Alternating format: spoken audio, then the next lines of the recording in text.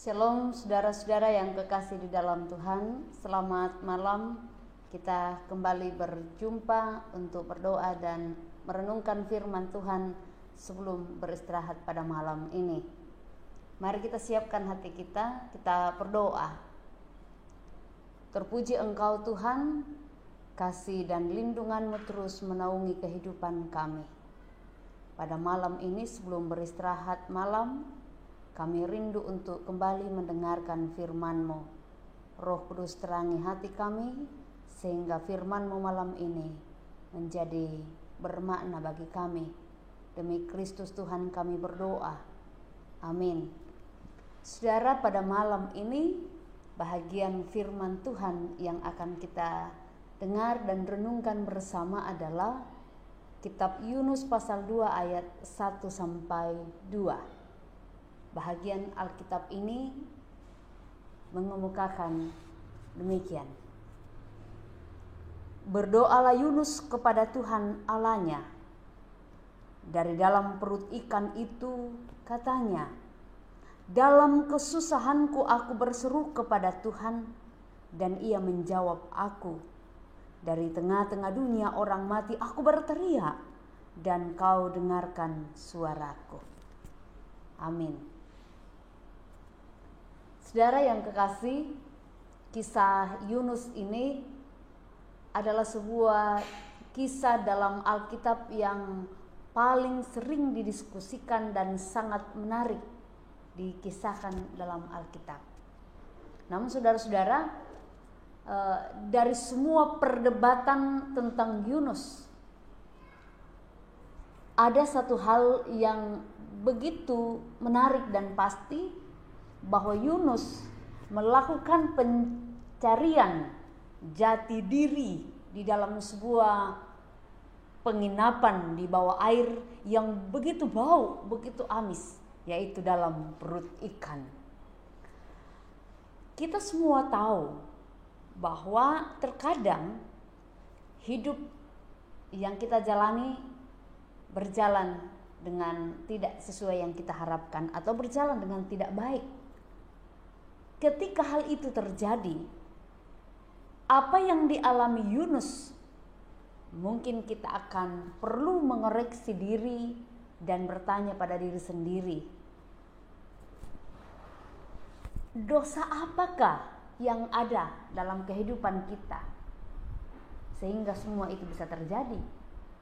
Nah, karena Yunus terang-terangan tidak taat kepada Allah, maka Allah harus melakukan sesuatu yang tegas untuk mendapatkan perhatiannya dan mau memimpinnya agar bertobat. Nah, dalam situasi itu, di sini kita belajar bahwa orang-orang Niniwe itu orang-orang yang jahat, adalah musuh umat Allah. Dan karena dia musuh umat Allah, maka Yunus berpikir bahwa mereka seharusnya dihukum dan tidak diberi kesempatan lagi untuk bertobat dalam kehidupan mereka.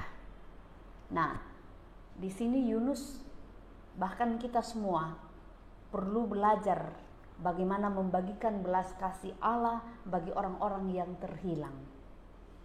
Allah melihat perbuatan mereka itu, yakni bagaimana mereka mau berbalik dari tingkah lakunya yang jahat. Maka dikatakan dalam kisah Yunus selanjutnya adalah menyesallah Allah karena malapetaka yang dirancangkannya terhadap mereka itu, dalam Yunus pasal 3 ayat 10. Nah, lalu pertanyaannya bagi kita adalah, bagaimana kita menunjukkan kemuliaan Allah dalam semua kenyataan seperti itu? Saudara, penderitaan kita sering tidak berkaitan dengan diri kita, sering tidak nyambung dengan kehidupan kita. Tetapi biasanya berkaitan dengan bagaimana orang-orang melihat kuasa Allah bekerja melalui kelemahan-kelemahan kita. Nah, di sini malam ini kita merenung bersama bahwa Yunus berada dalam situasi yang tidak berdaya, tetapi Allah menggunakannya untuk memimpin bangsa yang menyembah berhala itu menuju pertobatan. Mungkin juga sering kita dalam keadaan yang kita pandang tidak berdaya, tetapi di sanalah Tuhan akan menggunakan kita untuk menyatakan pertobatan orang lain untuk datang kepada Tuhan. Tuhan menolong. Amin.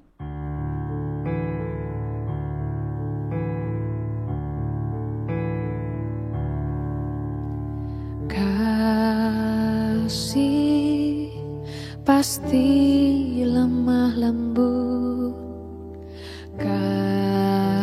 kasih pasti memaafkan, kasih pasti murah hati, kasih-Mu Tuhan.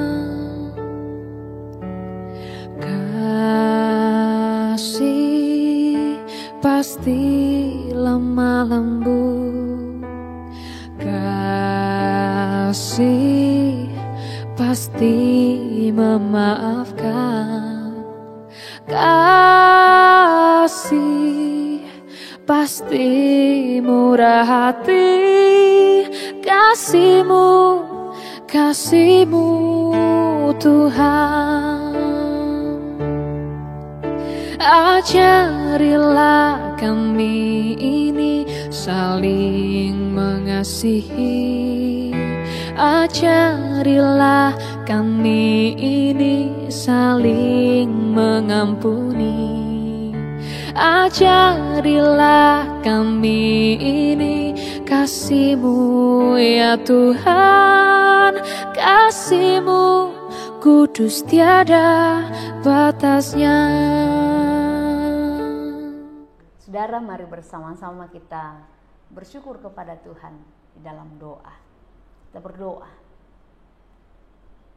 Kami bersyukur untuk firman-Mu mengajarkan kami untuk tetap setia, melakukan setiap panggilan-Mu dalam kehidupan kami.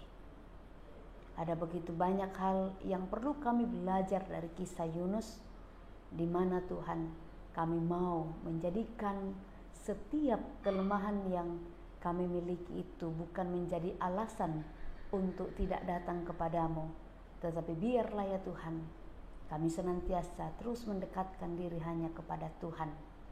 Malam ini kami berdoa, Tuhan terus jaga kami, Tuhan peliharakan kami Tuhan, malam ini bahkan sepanjang kehidupan yang kami alami.